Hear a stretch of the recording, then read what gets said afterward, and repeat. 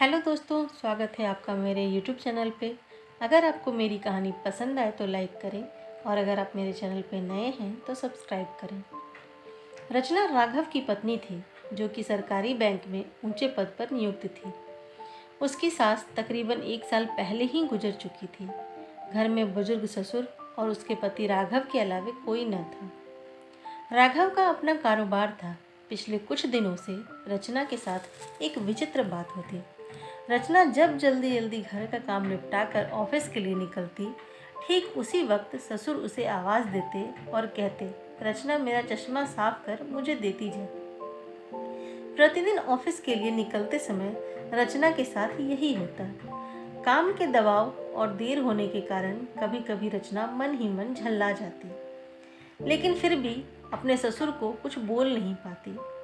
जब रचना अपने ससुर के इस आदत से पूरी तरह ऊब गई तो उसने पूरे माजरे को अपने पति राघव के साथ साझा किया। राघव को भी अपने पिता के इस व्यवहार पर बड़ा ताज्जुब हुआ, लेकिन उसने अपने पिता से कुछ नहीं कहा। राघव ने अपनी पत्नी रचना को सलाह दी कि तुम सुबह उठते के साथ ही पिताजी का चश्मा साफ करके उनके कमरे में रख दिया करो, फिर ये झमेला समाप्त हो जाएगा। अगले दिन रचना ने ऐसा ही किया और अपने ससुर के चश्मे को सुबह ही अच्छी तरह साफ करके उनके कमरे में रखाई। लेकिन फिर भी उस दिन वही घटना पुनः हुई और ऑफिस के लिए निकलने से ठीक पहले ससुर ने अपनी बहू रचना को बुलाकर उसे चश्मा साफ करने के लिए कहा। रचना गुस्से से लाल हो गई, लेकिन उसके पास कोई चारा नहीं था। उसे ऑफिस के लिए देर हो रही थी। रचना के लाख उपायों के बावजूद ससुर ने उसे सुबह ऑफिस जाते समय आवाज़ देना नहीं छोड़ा। धीरे धीरे समय बीतता गया और ऐसे ही कुछ महीने निकल गए। अब रचना पहले से कुछ बदल चुकी थी। धीरे धीरे उसने अपने ससुर की बातों को नज़रअंदाज करना शुरू कर दिया और फिर ऐसा भी वक्त आया जब रचना अपने ससुर को बिल्कुल अनसुना करने लगी। ससुर के कुछ बोलने पर वह कोई प्रतिक्रिया नहीं देती और बिल्कुल खामोशी से अपने काम में मस्त रहती। गुजरते वक्त के साथ ही एक दिन बेचारे बुजुर्ग ससुर भी गुजर गए।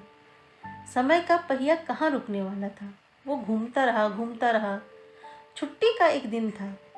अचानक रचना के मन में घर की साफ सफाई का ख्याल आया। वो अपने घर की सफाई में जुट गई। तभी सफाई के दौरान मृत ससुर की डायरी उसके हाथ लग गई। रचना ने जब अपने ससुर की डायरी को पलटना शुरू किया तो उसके एक पन्ने पे लिखा था, दिनांक 20/11/2020। मेरी प्यारी बहू रचना, आज के इस भाग दौड़ और बेहद तनाव व संघर्ष भरी जिंदगी में घर से निकलते समय बच्चे अक्सर बड़ों का आशीर्वाद लेना भूल जाते हैं, जबकि बुजुर्गों का यही आशीर्वाद मुश्किल समय में उनके लिए ढाल का काम करता है। बस इसलिए जब तुम प्रतिदिन मेरा चश्मा साफ कर मुझे देने के लिए झुकती थी तो मैं मन ही मन अपना हाथ तुम्हारे सिर पर रख देता था, क्योंकि मरने से पहले तुम्हारी सास ने मुझसे कहा था कि रचना को अपनी बेटी की तरह प्यार से रखना और उसे ये कभी भी मत महसूस होने देना कि वो अपने ससुराल में है और हम उसके माँ बाप नहीं हैं। उसकी छोटी मोटी गलतियों को उसकी नादानी समझकर माफ़ कर देना। वैसे मैं रहूं या ना रहूं, मेरा आशीष सदा तुम्हारे साथ है। बेटा सदा खुश रहो। अपने ससुर की डायरी को पढ़कर रचना फूट फूट कर रोने लगी।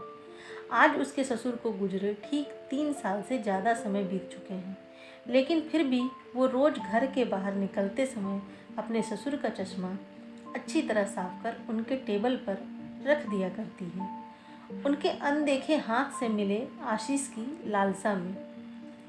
अक्सर हम जीवन के रिश्तों का महत्व महसूस नहीं कर पाते, चाहे वो किसी से भी हो, कैसा भी हो, और जब तक महसूस करते हैं तब तक वह हमसे बहुत दूर जा चुका होता है।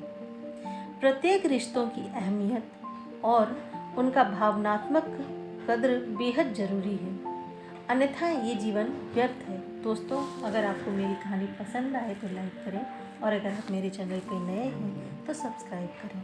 धन्यवाद।